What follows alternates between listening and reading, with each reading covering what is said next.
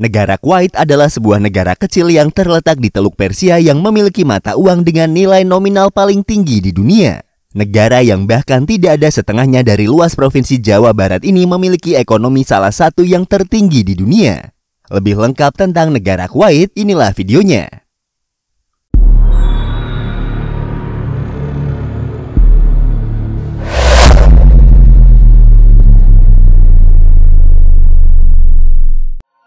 Kembali lagi di channel Invoice Indonesia, channel yang mungkin bisa menambah wawasan dan informasi yang belum kalian ketahui.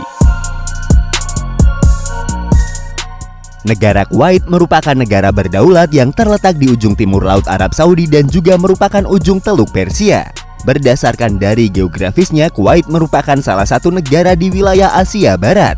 Negara ini berbatasan langsung dengan Arab Saudi di sebelah selatan dan dengan Irak di sebelah utara. Kuwait memiliki luas wilayah 17.818 km persegi. Jika kita bandingkan dengan luas wilayah yang ada di Indonesia, luas dari negara ini seluas Kabupaten Ogan Komering Ilir di Provinsi Sumatera Selatan, bahkan sedikit lebih kecil dari luas kabupaten tersebut. Dalam hal luas daratannya, Kuwait termasuk ke dalam daftar salah satu negara terkecil di dunia. Kuwait City atau kota Kuwait adalah nama dari ibu kota negara tersebut. Selain menjadi ibu kota negara ini, Kuwait City yang juga merupakan kota terbesar di Kuwait, memegang peran sebagai pusat kebudayaan, politik, dan ekonomi negara Kuwait. Negara ini memiliki sekitar 9 pulau di perairan Teluk Persia, di mana sebagian besar pulau-pulau tersebut tidak berpenghuni. Kuwait mempunyai jumlah penduduk sekitar 4.420.110 jiwa dan hanya sekitar 30% yang merupakan orang Kuwait asli. Sisanya adalah para pendatang yang sebagian besar berasal dari Asia dan Arab. Bahasa resmi yang digunakan di negara ini adalah bahasa Arab. Selain itu, bahasa Inggris juga dipahami secara luas dan sering digunakan sebagai bahasa bisnis. Islam adalah agama resmi dan mayoritas di negara Kuwait. Sekitar 74,36% orang-orang yang tinggal di Kuwait memeluk agama Islam. Bentuk pemerintahan negara Kuwait adalah monarki semi-konstitusional. Negara ini dipimpin oleh seorang amir atau emir sebagai kepala negaranya dan perdana menteri sebagai kepala pemerintahannya. Baru-baru ini berita duka datang dari negara tersebut. Pada tanggal 29 September tahun 2020, diberitakan bahwa Syekh Sabah Al-Ahmad Al-Sabah yang merupakan Emir Kuwait sejak tahun 2006 meninggal dunia dalam usia 91 tahun di salah satu rumah sakit di Amerika Serikat. Kabar duka tersebut adalah berita kehilangan dan menyedihkan bagi warga Kuwait. Mereka kehilangan sosok seorang pemimpin yang memiliki jasa besar bagi negaranya. Syekh Sabah adalah pemimpin yang dihormati secara luas karena kepemimpinannya. Dia dikenal sebagai seorang diplomat ulung dan seorang mediator di kawasan Teluk. Syekh Sabah adalah orang yang membantu mengarahkan negara tersebut dari invasi Irak pada tahun 1990 serta sejumlah krisis lain yang pernah dialami negara Kuwait. Pemerintah Kuwait mengumumkan 40 hari berkabung untuk mengenang Syekh Sabah Al-Ahmad Al-Sabah. Dalam bidang ekonomi, Kuwait adalah salah satu negara yang memiliki ekonomi berpenghasilan tinggi yang didukung oleh cadangan minyak yang besar di negaranya. Menurut Bank Dunia, negara ini memiliki pendapatan per kapita tertinggi ke-19 di dunia, dan juga negara ini merupakan negara terkaya ke-7 di dunia berdasarkan pendapatan per kapita. Minyak bumi adalah produk ekspor utama dari negara Kuwait. Hasil dari minyak bumi menyumbang setengah dari PDB negara dan sekitar 90% pendapatan pemerintah. Dinar Kuwait yang merupakan mata uang resmi dari negara ini adalah mata uang dengan nilai tertinggi di dunia per nilai nominal.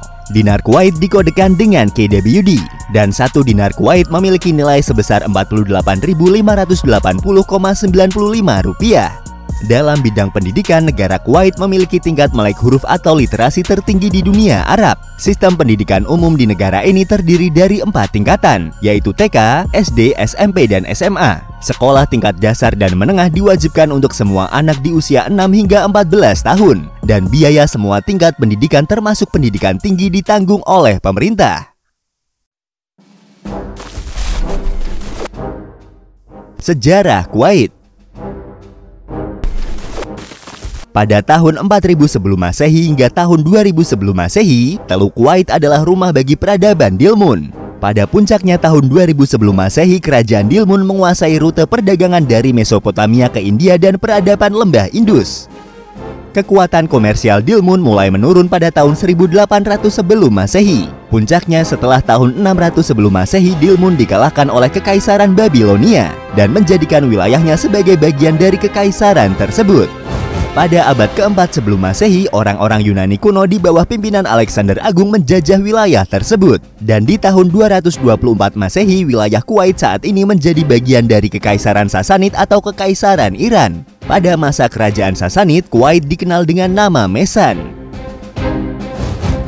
Pada tahun 636 Masehi, pertempuran terjadi antara Kekaisaran Sasanid dengan Kekhalifahan Rasyidin. Pertempuran tersebut terjadi di Kuwait dekat kota Kasma. Pertempuran yang dikenal juga sebagai Pertempuran Salasil atau Pertempuran Rantai dimenangkan oleh pihak Rasyidin. Dan kemudian wilayah tersebut dimasukkan ke dalam bagian Kekhalifahan Rasyidin. Di era awal Islam, wilayah tersebut dikenal sebagai Kazimah. Wilayah ini berfungsi sebagai pelabuhan perdagangan dan tempat peristirahatan bagi para peziarah dalam perjalanan dari Irak ke Hijaz. Di tahun 1613, kota Kuwait didirikan di lokasinya saat ini. Secara administratif, wilayah tersebut adalah kerajaan Syekh yang dipimpin oleh Syekh lokal dari klan Bani Khalid.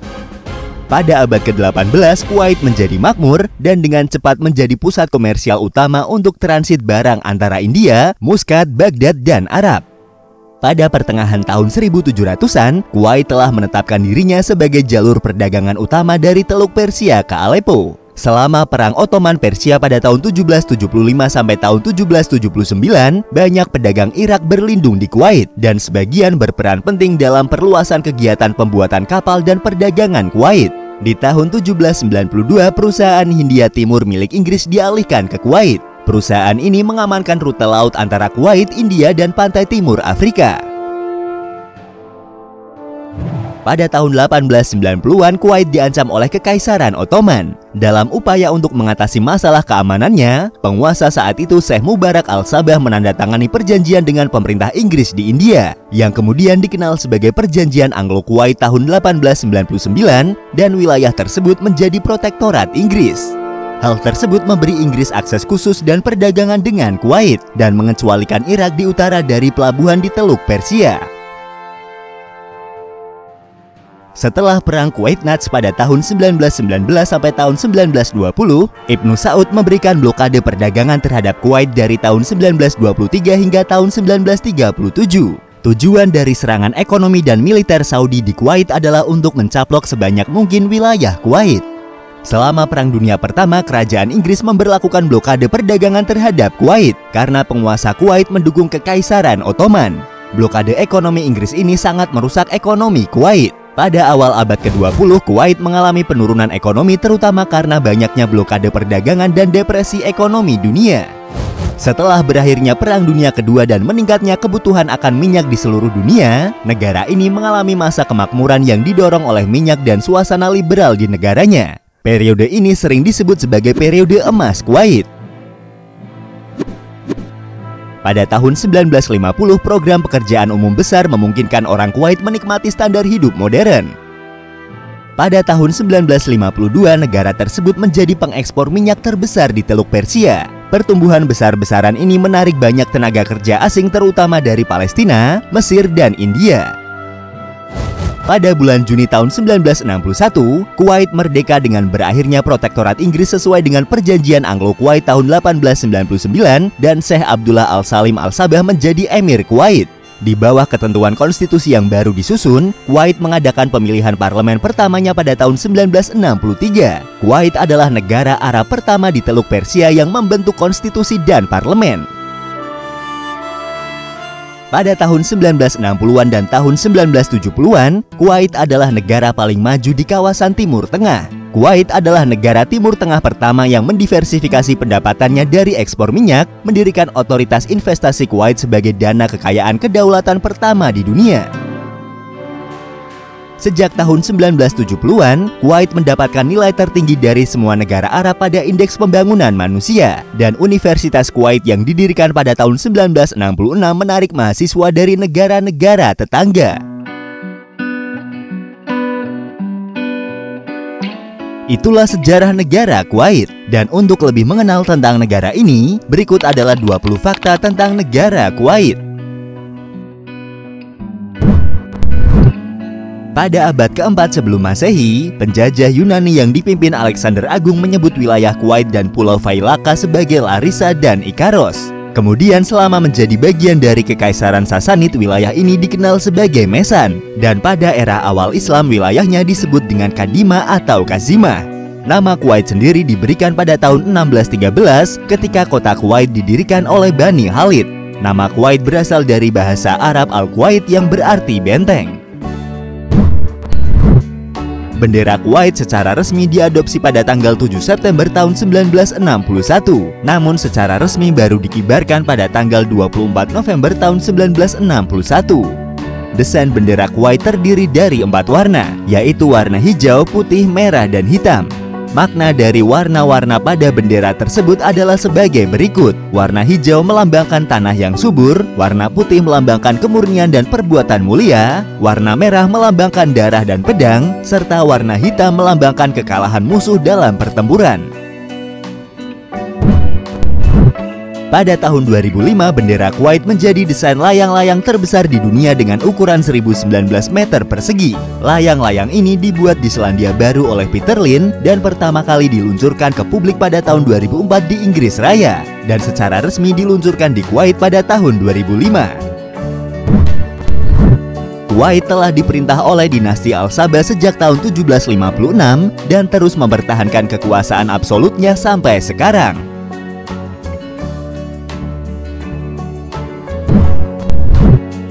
Pada tahun 1960-an dan tahun 1970-an, pers Kuwait digambarkan sebagai salah satu yang paling bebas di dunia. Kuwait adalah pelopor kebangkitan sastra di wilayah Arab. Pada tahun 1958, majalah Al-Arabi pertama kali diterbitkan. Majalah tersebut kemudian menjadi majalah paling populer di dunia Arab. Banyak penulis Arab pindah ke Kuwait karena mereka menikmati kebebasan berekspresi yang lebih besar daripada di negara Timur Tengah lainnya. Masyarakat Kuwait secara nyata lebih terbuka dibandingkan dengan masyarakat Teluk Arab lainnya. Warga Kuwait secara etnis beragam, terdiri dari Arab dan Persia. Negara Kuwait menonjol di kawasan ini sebagai yang paling liberal dalam pemberdayaan perempuan di ruang publik. Dalam hal kebebasan sipil dan hak-hak politik, Kuwait adalah negara paling bebas di antara negara-negara Timur Tengah lainnya. Freedom House yang merupakan salah satu organisasi non-pemerintahan di Amerika Serikat dalam survei kebebasan dunia memberikan peringkat pada negara ini sebagai partly free atau sebagian bebas. Kuwait adalah negara paling gemuk ke-11 di dunia. Negara ini adalah negara kepulauan non-Pasifik dengan peringkat tertinggi. 73,4% populasinya diklasifikasikan sebagai obesitas. Sekitar 70% populasi Kuwait adalah ekspatriat atau pendatang dengan sekitar 3,4 juta orang asing yang tinggal di negara tersebut. Namun Perdana Menteri Kuwait Sheikh Sabah Al-Khalid Al-Sabah telah merencanakan niatnya untuk mengurangi populasi ekspatriat hingga 30% dari populasi. Pada bulan Agustus tahun 1990, pasukan Irak menyerbu dan menginvasi Kuwait. Setelah serangkaian negosiasi diplomatik yang gagal, Amerika Serikat memimpin koalisi untuk menyingkirkan pasukan Irak dari Kuwait, yang kemudian dikenal sebagai Perang Teluk.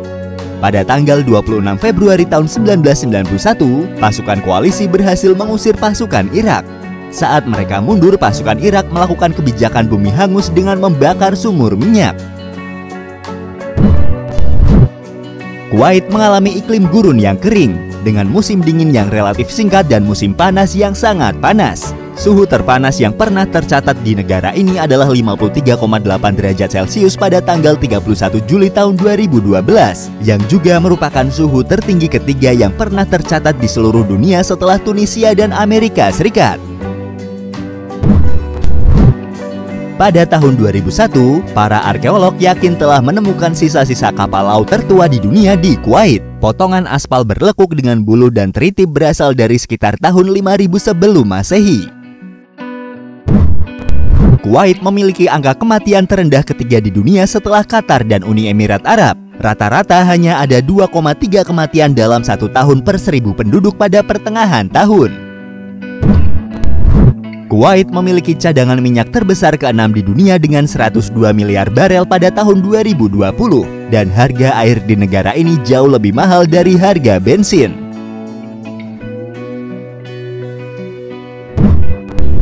Kuwait tidak memiliki sungai permanen ataupun sumber daya air tawar yang dapat diperbarui, sehingga Kuwait hanya mengandalkan pabrik desalinasi air asin untuk menjadi air tawar sebagai sumber utama air tawar untuk minum dan keperluan rumah tangga. Saat ini terdapat lebih dari 6 pabrik desalinasi yang ada di Kuwait. Kuwait adalah negara pertama di dunia yang menggunakan desalinasi untuk memasok air untuk keperluan rumah tangga dengan skala besar. Sejarah desalinasi di Kuwait dimulai pada tahun 1951 ketika pabrik distilasi pertama digunakan. Pada tahun 1965, pemerintah Kuwait menugaskan perusahaan teknik Swedia VBB atau Sweco untuk mengembangkan dan menerapkan rencana sistem pasokan air modern untuk kota Kuwait. Perusahaan membangun 5 kelompok menara air. Total ada 31 menara yang dirancang oleh arsitek utamanya yaitu Sun Lindstrom yang disebut Menara Jamur. Untuk situs ke-6, Emir Kuwait Sheikh Jaber Al Ahmed menginginkan desain yang lebih spektakuler. Kelompok terakhir yang dikenal dengan Kuwait Towers ini terdiri dari 3 menara. 2 di antaranya juga berfungsi sebagai menara air.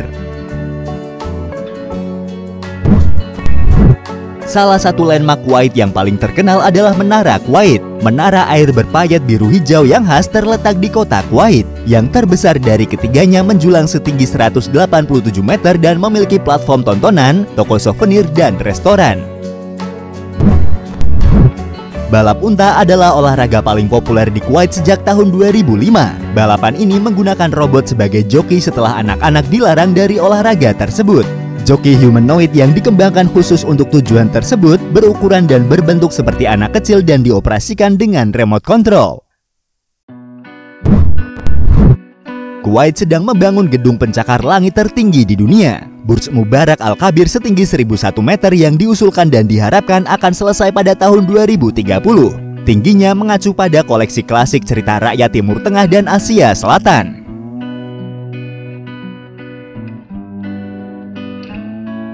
Itulah sejarah dan fakta dari negara Kuwait, sebuah negara kecil di Teluk Arab. Dengan memanfaatkan kekayaan sumber daya minyaknya, negara ini mampu memakmurkan rakyatnya. Terima kasih sudah menonton dan tunggu video dari kami selanjutnya.